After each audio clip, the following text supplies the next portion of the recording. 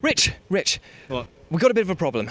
I've got an interview with Brendan Greene now, but the problem is that we need to get this stuff out as quickly as possible, and I don't have access to the beginning slates, our theme tune. How are people going to know that it's worth watching without a theme tune? I don't operate well without theme tunes. Or jingles. Yeah, or hair. Oh. But I did have an idea, though. Okay. Can we do a live-action one? Heppel, come here a bit. Right, okay. We're going to do a live-action one and then jump into the footage, because jump transitions are the only thing I know, all right? Okay. Ready? Okay, so 1, 2, 3. Dun-dun-dun-dun-dun-dun.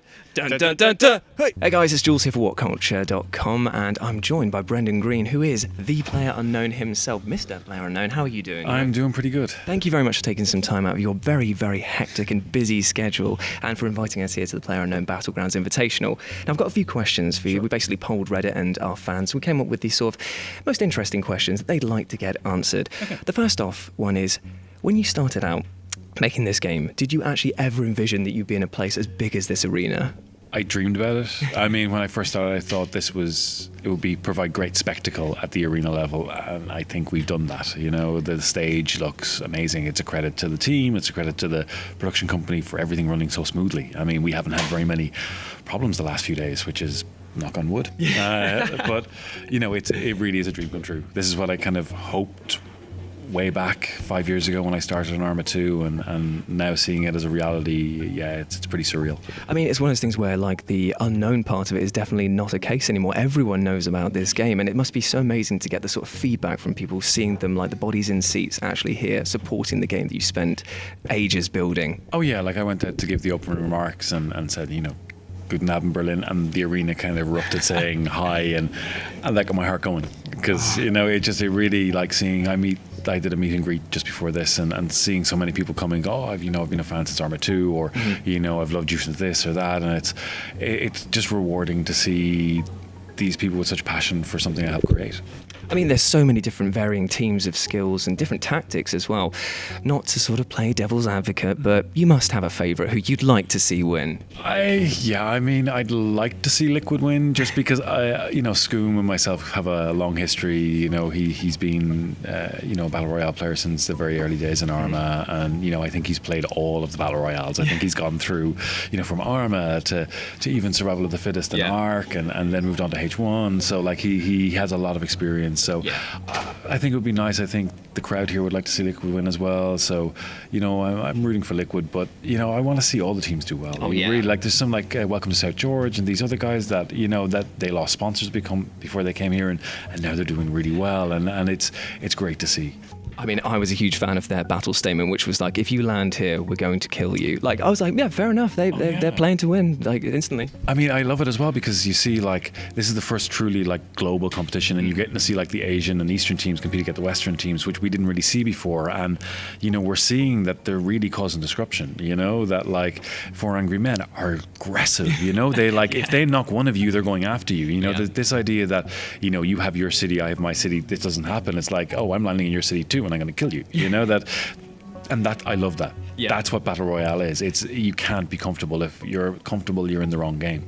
I mean, it's a great display of different tactics. I mean, are you ever watching, thinking to yourself, well, I'm going to apply that in my own play style? Oh yeah, I see Gen G, they split up. They do 2 teams of 2, and that's smart. If one goes down, you have the other team, and the way that they play is just, it's very strategic, and I like that. And I like seeing, Scoom, again, I mentioned Liquid, he tries to break the meta. He plays so much that he tries to understand what other people are doing and tries to do something different, and and that's invaluable to have on a team. But I think we've seen some great plays over the past 3 days. Now back to the sort of event itself, when you said earlier on in the week that the sexiest sound that you had ever heard was the Mini coming across the loudspeakers, it does beg the question, because we are a list channel, I know you might be familiar with our work, would you do me a massive favour? Would you look down the lens and say, number 1, the Mini, because we might be using it for a list coming up very soon on sexiest game sounds. Number 1, the Mini 14. please don't take my job. I really need this, actually. Yeah, I'm told I've got a good voice for radio. So, I mean, like, it begs the question, though, that after seeing the amount of support that you've had for this event, and, like I said, the love of the fans coming here from all corners of the world, does that mean that there's going to be some sort of, like, competitive matchmaking moved into the game mode, into the game itself? Like, is that something that's upcoming? So we already have a very basic ELO matchmaking system there. Like, it is there. It needs work. We've said that we're going to be looking at that, but matchmaking and the whole esports, like, ecosystem, right? So, I mean, it takes time. We announced our 5-year plan. That first year for us now, which is like the first real year of Battle Royale esports, it's about stabilizing the platform and making sure that we provide the systems and frameworks for teams to grow, for the game to be stable.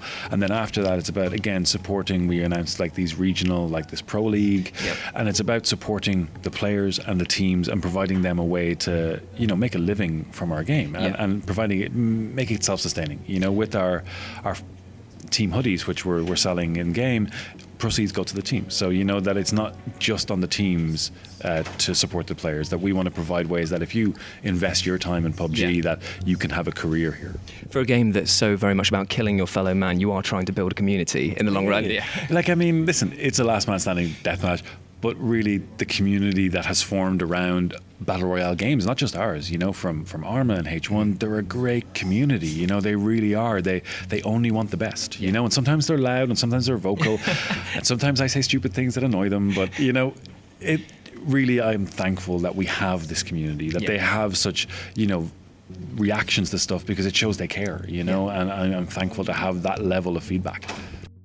So in terms of like additions to the game, one of the most requested guns has been the M1 Garand. Like, it's just the iconic sound, it's an iconic feel and look. I mean, if you were to add that one, that's fine, but just a real question, what would you like to take from any type of fantasy history? What weapons would you love to put in the game that necessarily don't have to make sense, if you know what I mean? If you could just have your one super special weapon to add in. Oh, a trebuchet.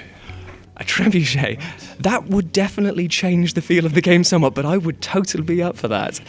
Could that also be deflected with the frying pan? Of course. Amazing that. Now, one final thing.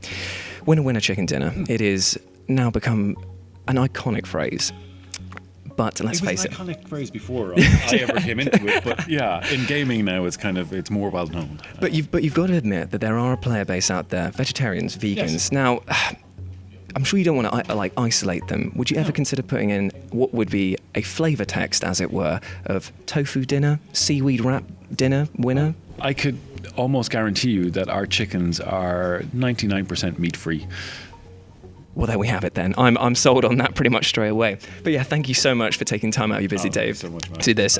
It's been an absolute pleasure. And stay tuned for more sort of PlayerUnknown Battleground Invitational updates through the event, because we'll be casting them live on Twitter and on YouTube. Thank you very much.